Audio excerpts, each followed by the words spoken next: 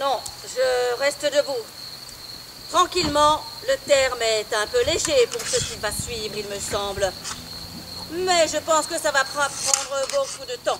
Je vous écoute.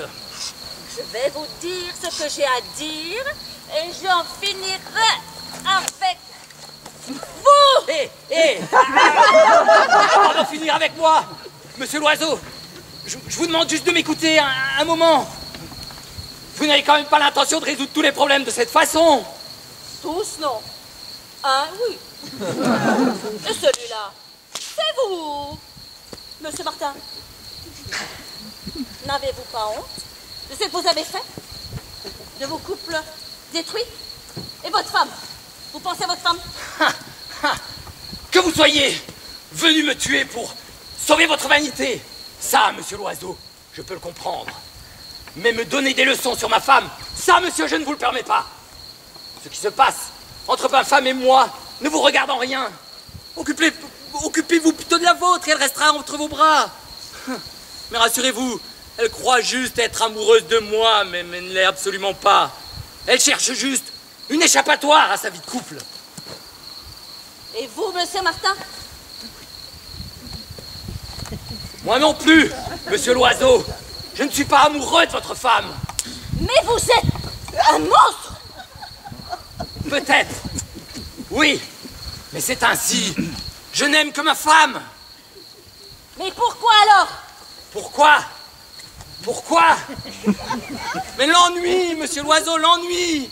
Avec le temps, l'amour se transforme en une sorte de tendresse qui ramollit la passion.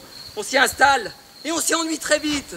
Et pour ceux qui ne sont pas courageux comme moi, eh ben, on s'enfuit vers d'autres bras pour chercher la fraîcheur de la nouveauté au lieu d'essayer de conserver la fraîcheur de la passion. Retrouver ces moments de grâce quand on fait l'amour à une femme qu'on aime.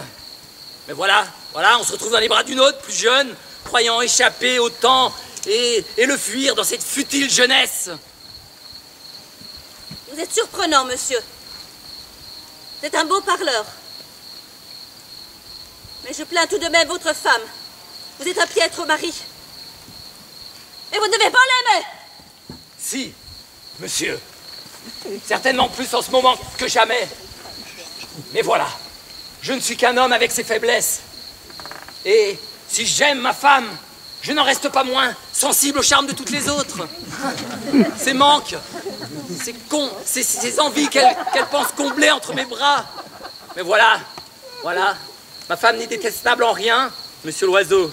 Et c'est même la personne la plus chère en ce moment que j'ai au monde. Je n'arrive pas à comprendre pourquoi. Pourquoi? Mais allez, tout ça n'a plus aucun sens. Allez, qu'on en finisse. Ah, juste une chose. Vous direz à ma femme que je l'aimais.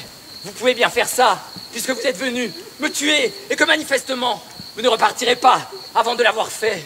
Allez, bourreau, fais ton œuvre. Allez, tirez, ma vie t'appartient. Mais vous savez, on me regrettera probablement.